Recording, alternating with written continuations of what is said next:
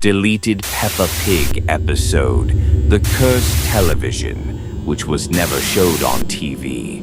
And don't forget to subscribe to the channel to see more interesting videos. One cold, deep night, Peppa woke up to the sound of static. It sounded like the television. But I turned it off before bed, Peppa thought. She left her room.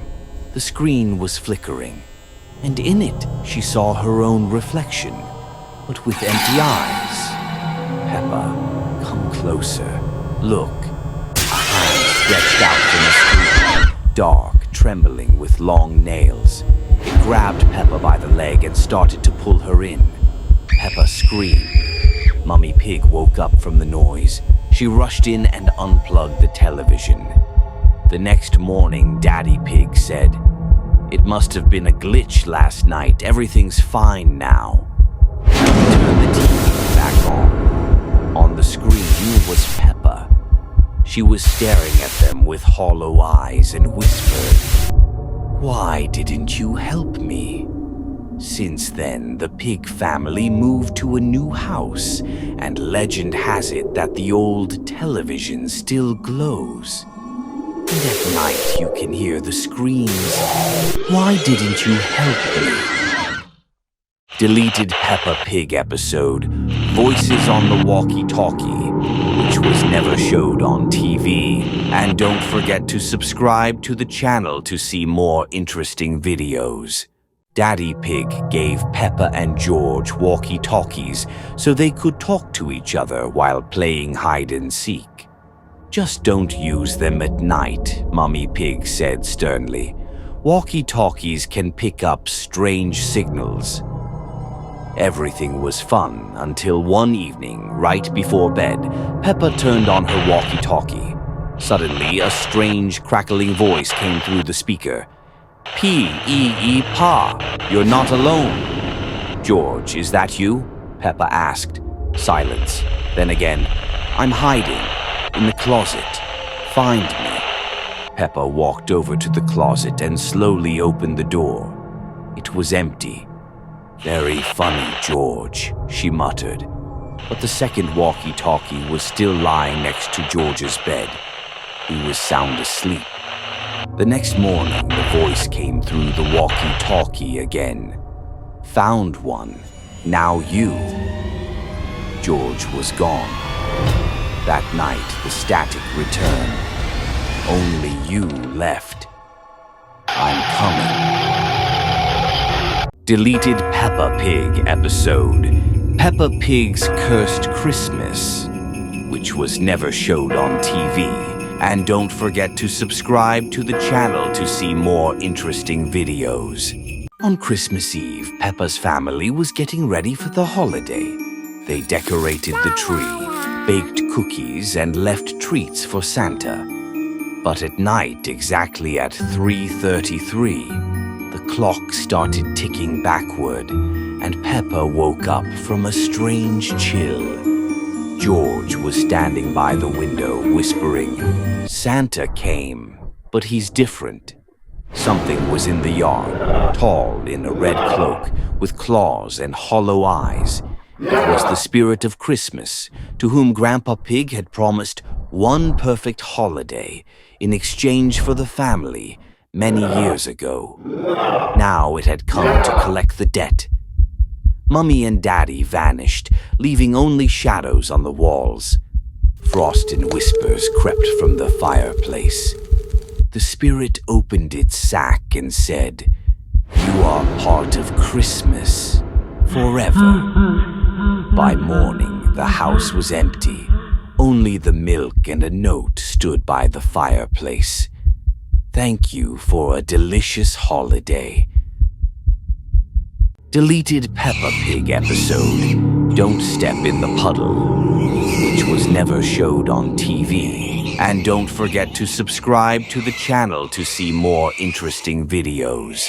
Peppa once loved jumping in muddy puddles. It was her favorite thing to do. But one day, everything changed. In an episode no one ever saw on TV, it was pouring rain. Peppa woke up alone. George was gone, and so were her parents. Outside, everything was flooded. The yard was drowning in strange purple puddles, deeper than usual, far too deep.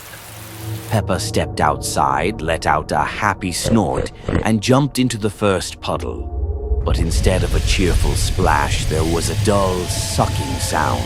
The puddle pulled her body down deeper. Hee, that's not funny, Peppa said. Let go. But the puddle only pulled harder.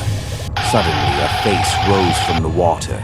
It looked like hers, but with no eyes and a stretched mouth. It spoke. One jump, and you stay forever. Shadows began rising from the puddle. First Daddy, then George. Jump with us, Peppa. We're family.